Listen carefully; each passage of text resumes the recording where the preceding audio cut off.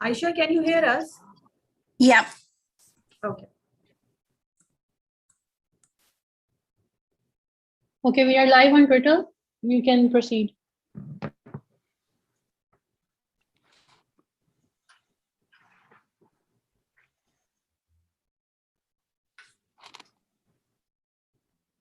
Assalamu alaikum. This is Mariam Ali from Read Pakistan, Western region. And we are here to discuss a very awesome topic, which is on emotional intelligence. And I want to welcome Eileen Lambden. She is an educationist and has worked as principal in Saudi Arabia and international colleges. Having worked with teams of more than 30 nationalities, which is really a unique experience, she will be able to highlight and share some important aspects of emotional intelligence, how it works well at workplace, and how parents can play a part in raising kids with emotional intelligence who could become potentially great co-workers and future leaders. The book being reviewed is Raising an Emotionally Intelligent Child, The Heart of Parenting by John Gottman and co-written with John DeClaire.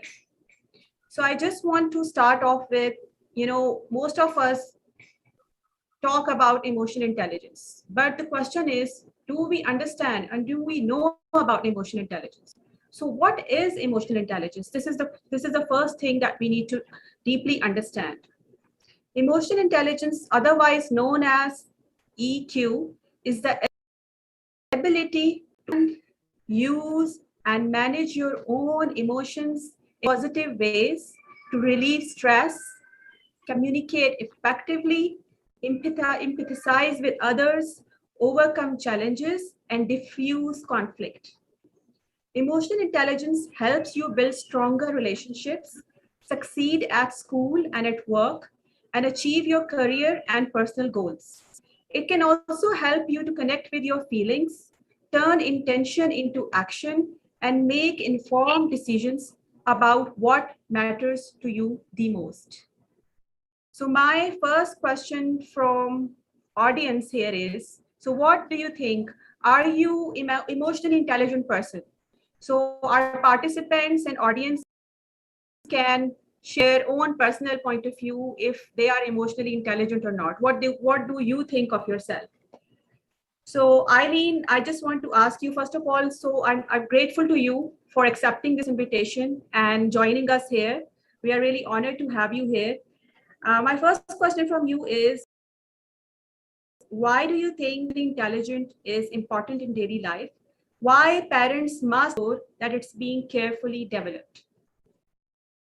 Well, Mariam and team at Read Pakistan, thank you very much for the invitation. And I'm delighted to be able to join this discussion topic. It's a topic very close to my heart because as an educationalist and probably as a leader in education, I found out that emotional intelligence is one of the keystones that I have always been using to build my teams and to work. And I find that it's something that I probably stumbled upon, but it's when I first started, because probably it was a natural thing within me. But it's something that I have researched and developed further because it's such a key part of being able to work as a team and to bring a team together. And we know each other because we've done that already, Mariam. So, it's lovely to be involved in this. So your first question was, why do we think being emotional intelligence is important in our everyday life? Well, my belief is that emotional intelligence is the keystone that creates a force that forms a well-balanced, a tolerant, an empathetic, and self-confident person who is able to make the most of their environment in a continuous changing world. I think that, we've all seen that worlds change quite radically, very quickly, and quite a few of us have found challenges in that. And if you've built your resilience and your emotional intelligence, it's something that you will be able to cope with change much better. People say it's like, oh, you can, one of the biggest things, and especially in an international context, coping with change is very important. So in the educational world, which I come from, we talk about lifelong learning. We seek to find out things and explore new ideas under the principles of learning at all stages in our life. Emotional intelligence is a life skill, and we use it in every stage of our life. We don't maybe notice what it is until you start to analyse. Reading this book goes, and I think most of our readers have gone, I can see that in me, see that in how I worked around my son.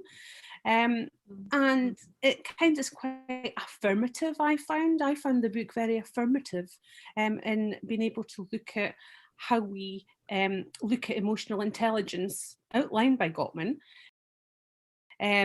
particularly how we nurture children. I think that what I got out of this is that, we must ensure that we carefully develop our child and we nurture them. We give them the ability to find their own way, and we support them, give the stepping stones to be able to do that. And EQ, emotional intelligence, is one of the key factors in that. If emotional intelligence is developed in the child, it will be a strength that we use in every context, in every form of our human interactions. From your family, from your relationships with your social relationships, and leading into professional relationships. So the stronger we can develop our child emotionally and give them the resilience to develop emotionally, you're giving them the kind of foundation that will be able to, they'll be able to make big stepping stones in their life. So I think the parent in all of this. So what I got from the book was that we need to just do and look at how we deal with our children, but we facilitate and support the child through their journey. So that would be my taking on your first part of the question, Mariam. And I don't know if you've got any other ideas around that.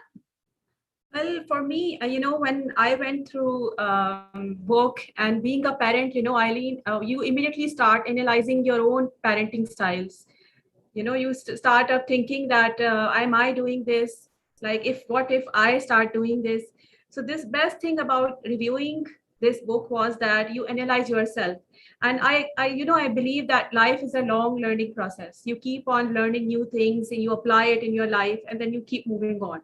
So I think this was one benefit that I felt that, okay, if I read this book and this is the thing that I need to stop doing with my child, and again, I would say that it is going to help me in my daily life. It is important that you know what you are doing, because if you don't know what you're doing, you can, make things correct. You first need to understand what's wrong and what's right in your parenting style, and only then you're doing it. Yeah, I think it's so important to give your child space and time to go through those emotions. And I think that reading the academic papers on this is very much about being affirmative with the child, supporting them, but supporting them find their own way. And that, and I'll go into it in later conversations, is that they help you be emotional intelligent. I think if you deal with it and have these coaching techniques in your work, actually you can learn from them. And I think it's such a, I talk about affirmation, it gives you such a sense of pride and confidence, not only in your child, but in yourself. My next question from you is very interesting, Eileen, because it's about generations, our grandmothers and then mothers and us, then our next generation. And, many people don't know that these generations actually have names. So I'm talking about Generation X, which was born between 1960s to 1970s. That's that generation. And then generation Y, which was born between 1981 and 1996, which I think is me, and generation Z, which is between 1995 to 2010, and which is actually the true natives of digital era, this generation. So this XYZ generation. So my question from you is that how has parenting gone different as we move from one generation to another? Well, that was a lovely question. Yeah. That was a lovely question you gave me, because I then looked into it, and I think that, I found some of the things talk about emotional intelligence is wisdom. Ours would have called it wisdom. It's just, it's a new take on something that is, something of beauty. I really believe that. But I'd like to contextualize that question in the wake of the pandemic we've been through and we're going through, and how that's impacted on our children and us as parents. Before the pandemic, if you'd asked me that question, I would say that generation, Z is probably more intelligent, because our international education curriculum, our kindergarten, our schools, allows for the voice of the child and their emotional intelligence to be nurtured.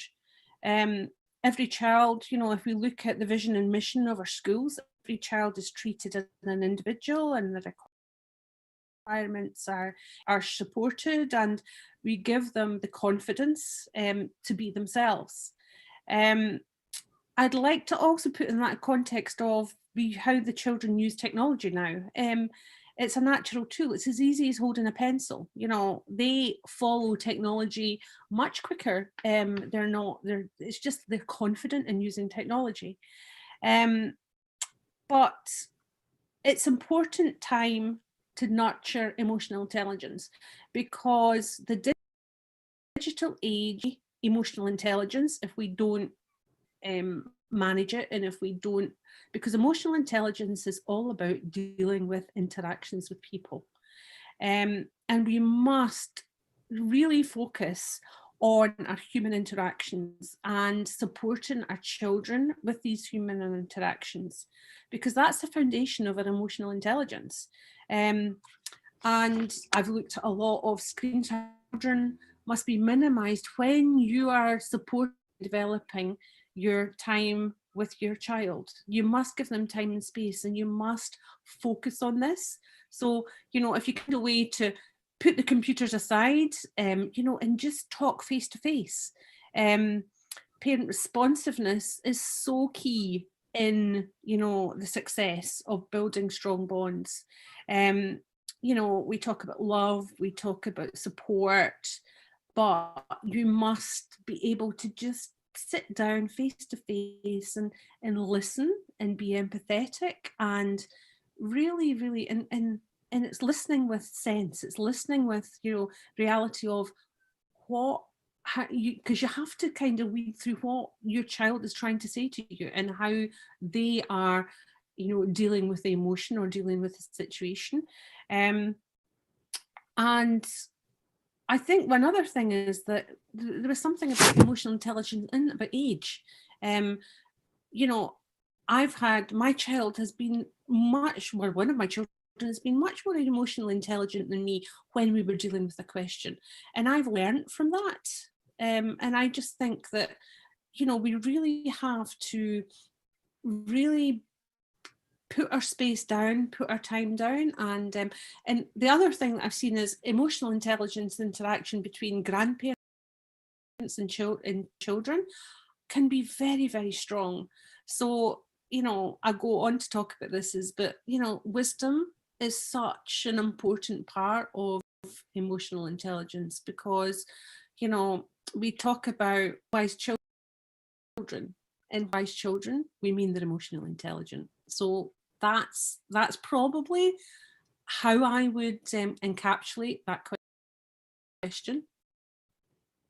Eileen, I just want to further expand this question into, because in old times when Generation X was there, there were no laptops, no digital devices. So parents had more opportunities to interact with their kids and be more on themselves. There was more family time.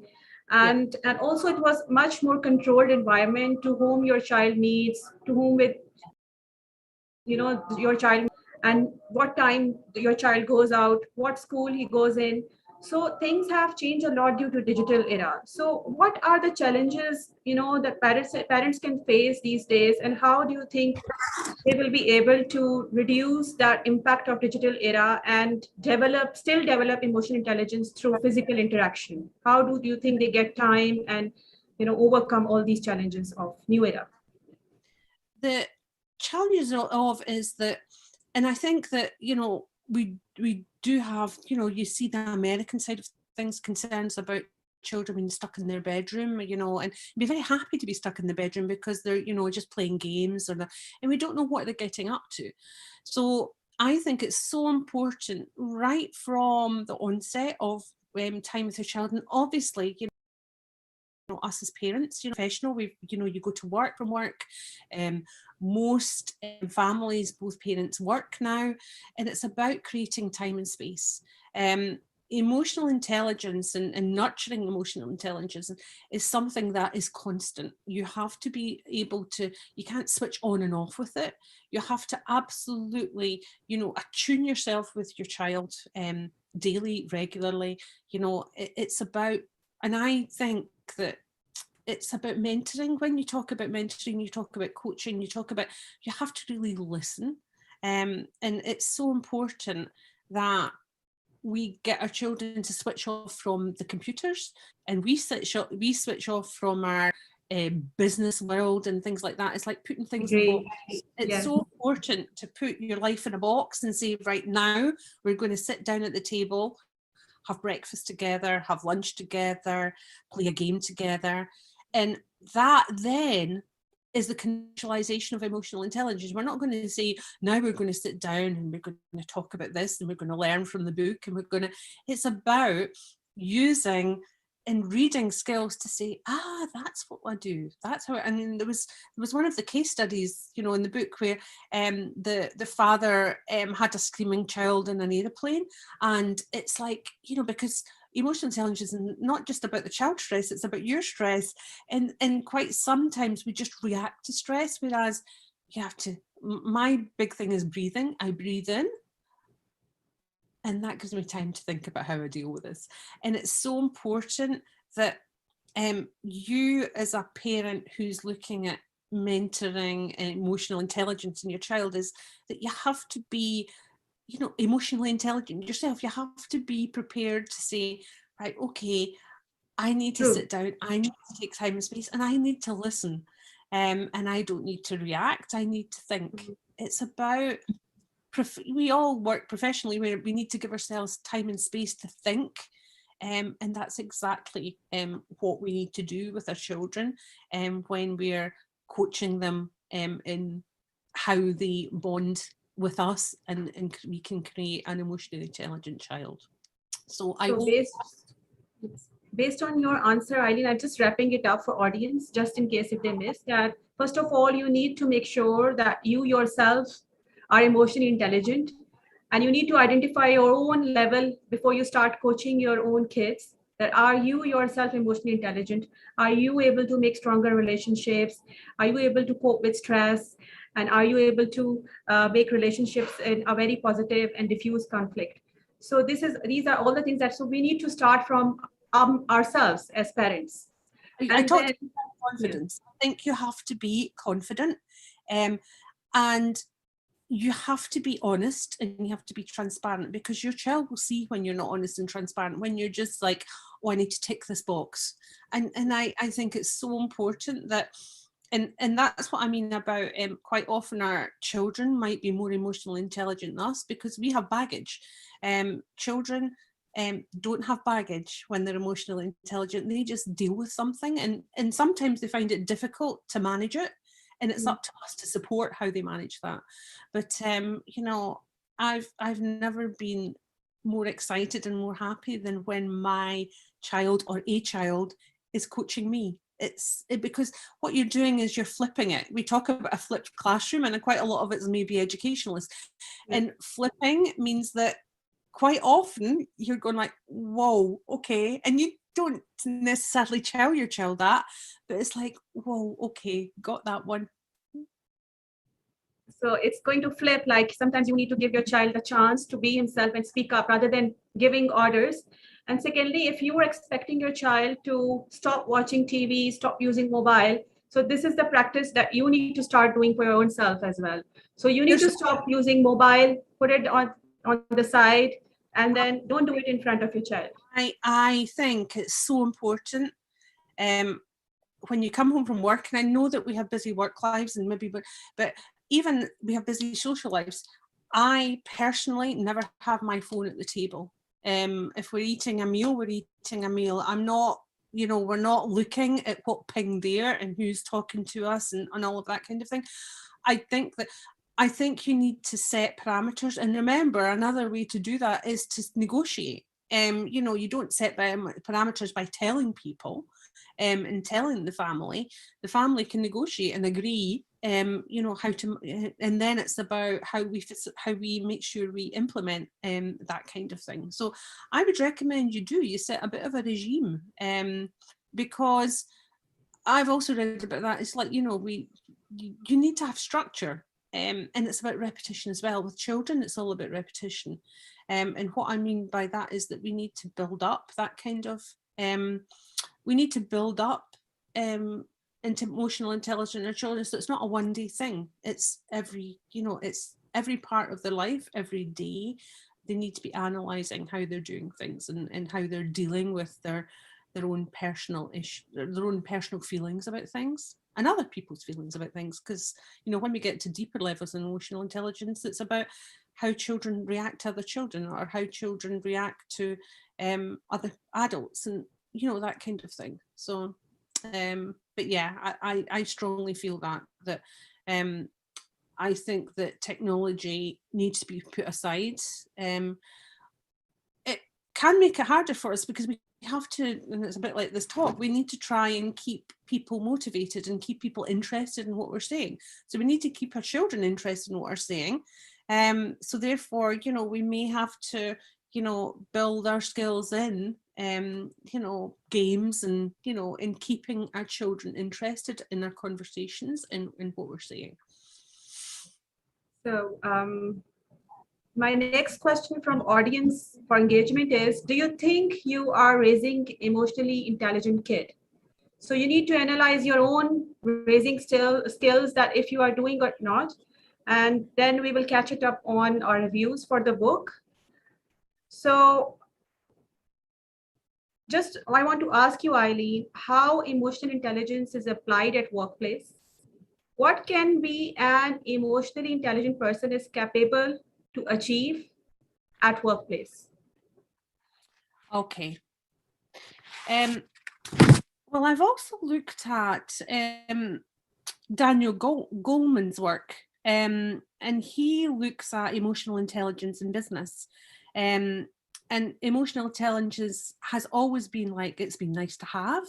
And he talks about that. But now we've moved to emotional intelligence as a must-have in the workplace. And in, top 100 businesses, Google and everybody is looking at that emotionally intelligent leader. And he and other eminent psychologists have presented evidence that shows there is very real links between high emotional intelligence and tangible business success. And it's really clear that emotional intelligence is a significant leadership trait, and it is a skill that the workplace really engage in. You talk about teams. You need emotional intelligent leaders to bring the team together. And mentoring and coaching is recognised leadership skills. So to be empathetic in management ensures the company focuses on support and is solutions based. The strength of a business embracing, emotional intelligence is the staff again, and it's the same as the child. It's the same as what we talked about. So, but if you put it in a business context, and hopefully, Mariam, you've seen it when we've together, is that, you know, we want to build confidence in each individual that we work with, that it's solutions based. They're not waiting for somebody else to give them an answer. They have got the autonomy and they have the confidence to create their own solutions to the problems. They're enthusiastic, they want to come to work, and also they're resilient. So when problem, it's not like, oh, it's not my fault. You know, it's like the blame culture is not, there's no blame culture in an emotional intelligent leader. It's solutions based, it's how we deal with it. So motivating and high EQ translates to better control of our motivation, and perhaps even more in our co-workers. So all of these traits are so important in the world of work, and I think it's going to be even more so. You know, we're just going through quite a big transition. I mean, I don't think the workplace is going to be the same coming out of COVID. You know, there is going to be a lot of continuous online activity, you know, people working from home. But when they're together, because it is, you know, it's going to need to happen that the teams meet and teams work, and, you know, we're doing this over the web.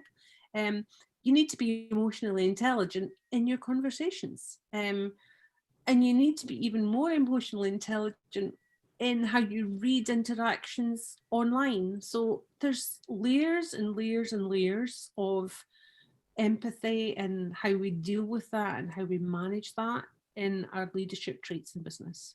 So my real world research, as in, and I hadn't, when I first started off in business, it was like I started in the 80s, so I was in the UK Maggie Thatcher world where dog eat dog, and you know, like you stamp your way to the top. And I didn't cope particularly well in that. It was like I just thought, well, you know, it's not for me. But the more I started to be involved in an emotionally intelligent company, and a company that cared, and you know, that kind of thing, is I thrived, and I built you know, styles of managing and styles of working with teams that if I look back at it, it's a trait of emotional intelligence. But when you were doing it, you were just finding your way. And I think that a lot of people and a lot of women, you know, we don't value emotional intelligence enough that it to show that the impact it can make in business. And we're starting to see it now. And I think it's going to be a trait and a skill and you know, it's going to be a really highly valued skill for the future. Thank you very much, Eileen.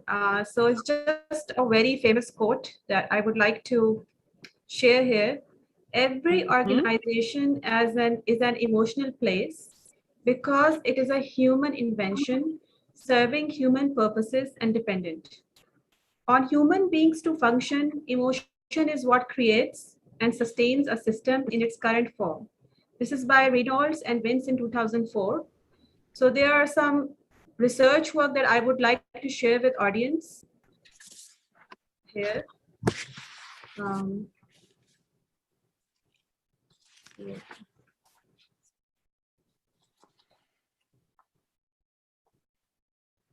So if we look at evolution of emotional importance in the workplaces, we can see that in 1917s, people who were best at identifying others' emotions were more successful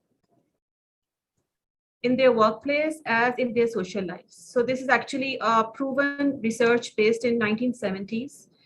In 1980s and in early 90s, empathy was indicated as a particularly important contribution to occupational success. This was proved by Salve and Meyer. The emotional intelligence movement was launched. And then in between 1996 and 2002, it further developed the concepts, measurements, and applications of IEI for individuals, groups, and organizations. Additional research on emotions in the workplace, EI, and the application of result for organization, occupational practice, and non-work life moved forward in several fields. 2002 and beyond, more widespread in recognition that emotional bottom line supports the financial bottom line. Institute of Ethical Leadership, and therefore it's being an ongoing research now, and more development is happening these days. So if we look at emotions in the workplace, each of our emotions bears a gift, learning in action of information that tell us what to focus on, how and when to act. It can help us better to understand, develop, and manage ourselves, our interactions, relationships, and experiences. So some of the emotions that we might show and that we might need to manage are anger. First of all, we all go through this phase at some point. Anxiety, fear, joy, love, sadness, and shame. So all are these types of emotions are part of emotional intelligence that are under study. And these are the ones, the parameters or indicators which are to be monitored while you are trying to manage your emotional intelligence. And there's one very interesting study that was done by Goldman, 2005. And he said that emotions are often considered to be contagious. So it's like really interesting because if you are emotionally not able to cope, if you are sad, you can make someone else sad. And if you are angry, you have potential to make someone else angry as well. So it's basically contagious. And there are some basic premises which were studied by Goldman that are self-awareness, social awareness, self-management, and social skills. So self-awareness, we are covering emotional self-awareness, accurate self-assessment, self-confidence. In self-management, we should be studying and covering self-control, consciousness, adaptability, achievement orientation. In social awareness, we have organizational awareness, service orientation, and empathy. And in social skills, which are more into the people who are good leaders, who are successful leaders, they have all this in their competencies. Visionary leadership, influence, change catalyst, building bonds, developing others, communication. And I think communication and positive communication is the key of the good leader. Conflict management, teamwork, and collaboration. So this was all about research work that has happened before. And back to our meeting.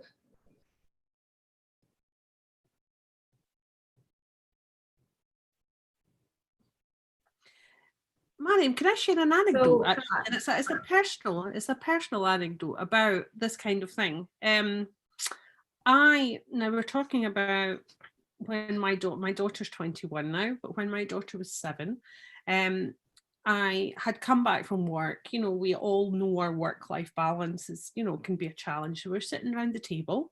The television wasn't on. We were all sitting around the table, and I was telling everyone about my day and how difficult my day was, and something had happened, and it was like I was getting emotion about it, and And my daughter had been quiet, and she said, "Mummy," she said, "Are you okay?" And I went, "Yeah, I'm fine." She said, "But Mum, anger makes you weak and passion makes you strong. Are you passionate about your job or are you angry about your job?" And I'm going I just was like, oh, and it just put everything in context for me, because it was like, I had just got angry and, I was passionate about the thing, but I had let anger take over.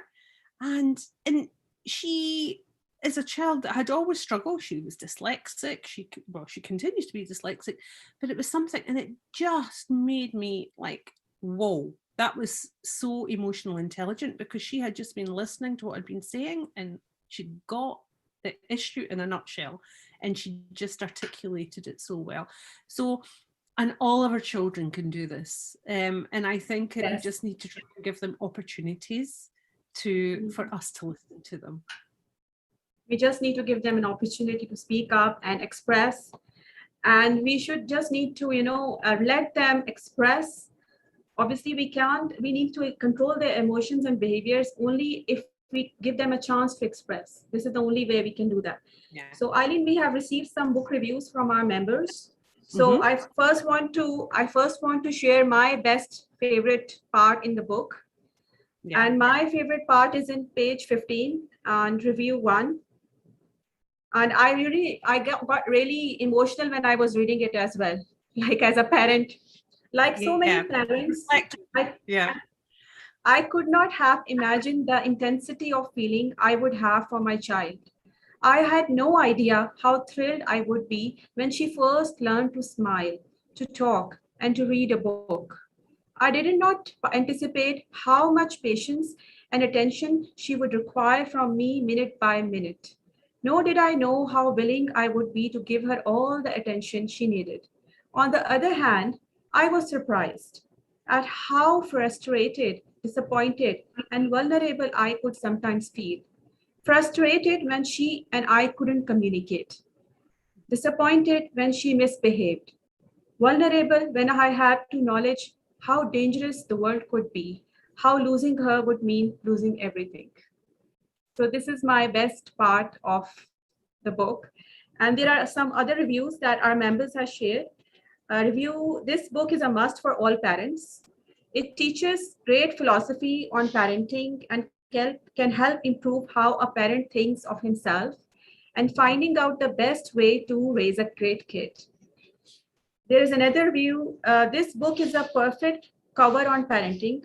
The difference between this book and other parenting books is that it uses tactics and clever maneuvers in such a way that the child is able to grow with the best mindset. All the while, the parent learns new and interesting ways to deal with their kid and how to find the perfect way to raise them successfully. And Absolutely. there is another quote from a member. Remember also that you don't always need words to communicate understanding. Your willingness to sit quietly with a child as the two of you grapple with feelings speak volumes. For one, it can indicate your child that you take the matter seriously. It can also say that you agree that this is not an insignificant problem. It requires thought and attention. As you sit together with an emotion, know that a hug or a back rub often says more than words, especially if the child is grappling and with sadness or fear. This is exactly what you said, Eileen, when you said you need to sit together and switch Yeah. off your mobile phone and just have a talk, or even if you're not talking, just hug them for a while. Absolutely. Yeah, you need to just understand. You need to put yourself and I talk about this quite a lot in my business sphere, is that when somebody comes in, and when we talk about a child comes in, you need to feel what they're feeling. You need to try and understand how they're feeling. Put yourself in their shoes. We've got these quotes, walk a mile in my shoes. And it's so important that you empathize, you understand how that person's feeling. You might not understand at the beginning, and this is where you have to avoid frivolous. It's like, get over it. It's about, because, and it also depends on day to day, because all our emotions, we wake up one morning and we're feeling great, and you wake up the next morning and you don't understand it, but you don't feel great. So, and children are exactly the same. That's why we're human beings. We're not robots. We're not automatons. Um, and things, we manage things differently on a different basis. And in educationalists, it's one doing something with one class and one group of children might be work, and then it doesn't work at all with the next group of children. And Yes. So that's where emotional intelligence works, because you have to be, you have to be quick on your feet. You have to think it through, um, and you don't have to react. And I think that's so important about parenting. Take a second. Don't answer quickly. Take a second to give space and time. We talk about that with creativity. You need space and time to think through, and then quite often that silence, that touching, that hug, that whatever, will give the child space and time to think about it as well, and you space and time to think about it. So in mentoring, and this is what this is with your child, is it takes time. It will take longer, you know, and then as you repeat and then you go on, the child and you build up mechanisms and how to manage things, and that's what resilience is. And you know, you're resilient to challenge. Emotional intelligent children are proven to be more resilient. They're proven to be able to deal with problems much better, and they get over problems much quicker than children are less emotionally intelligent. So all of these things are so important. And for me, I wish that I probably had read this. My children are a bit older now, but I'm going to use it with my grandchildren when I have them. Is that, and that's lovely about generations, is that, you know, quite often you'll look and think, oh yeah, no, I'm good at that, or oh, I wish I knew about that before. But Yeah. I always say, don't beat yourself up, because you know, you can always take that. You're always, we talk about lifelong learning, you will always learn, you will always be able to use it in any context of your life, whether it's, and hopefully it's with your child, because that is the most fulfilling thing you can do. But it can then be with your co-worker, it can be with the shopkeeper, it can be with the taxi driver, it can be with anyone that you interact with. So Eileen, you want to go in past, and you wish that you would have read about it earlier when you were a new mom. Yeah. And we have so many moms here joined as participants as well. And we have some questions here that I would like to ask you. But first of all, I need to finish these reviews. So there's another review. I call the parents who got involved with their children's feelings, emotional coaches, much like athletic coaches. They teach their children strategies to deal with life's ups and downs. They don't object to their children's display of anger, sadness, or fear. So I just want to repeat it. They don't object to their children's anger, sadness, or fear, nor do they ignore them. Instead, they accept negative emotion as a fact of life.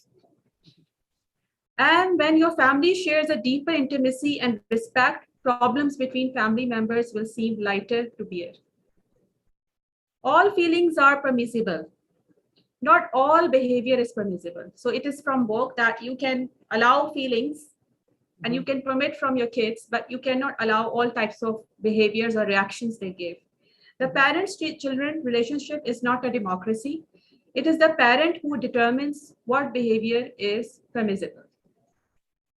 So they can display their emotion, but they cannot be allowed to behave in any way they want. These are the parameters that parents need to set and control. Absolutely. Well, that's what emotional intelligence is about. And in one household, it will be different for another household. It's about negotiation. It's about management. So negotiation is about where you obviously, you know, there's a discussion between you all. But as a child, they don't have barrier. They don't have parameters. You know, they need to be set parameters. They know what is wrong and right. They need to understand all these things. So it's a balance, and you need to, you know, manage that balance. But as your child, if you develop this in your child right from an early age, that sophistication in discussion and emotional intelligence and right and wrong and what you know is, and then the child's much better to deal with the outside world, because we can't cosset them from the outside world, and especially now in the digital age. It's so important that we give them mechanisms to be able to make decisions for themselves, but around the context of family values, and the family that they've been brought up in and their values, because that's what makes the person. And I think that we should embrace that. So I think that's a very, very good conversation to have. And that I have a makes us all question different. I think we have a question from audience, and Zara, she's asking, Could you help identify some ways managers and leaders can develop a higher EQ level? Yeah, I think that you really must reflect at the end of every conversation. It's like I know that I manage my brain as in, so you're dealing with a situation, and after the meeting or after the conversation, in my mind, and then you go through that conversation, you think what went well, what didn't go well, how would I have dealt with that differently? Did I really understand what that person wanted? Did we get the solution we needed? Did that person feel, that they had the control to be able to deal with that? So I really, really believe that leaders should have that trait within them. Reflective practice, self-evaluation, and continuously modeling and continuously moving on and managing that, because that's what creates a good dynamic in the team. That's what creates a good dynamic of you understanding leadership skills in your team, because as I say, a leader is someone who manages people and pulls them and motivates them, and we get to a solution. And that then means that it's not a formula, there's techniques, and I would say that emotional intelligence is that you continuously read people, and what I mean by read people is you're I call it like the senses, like when you've got your parts of your body, and you've got your, the senses in your body, and you're trying to understand what that means, and you are trying to emotionally analyze professionally what's coming across, and you're looking for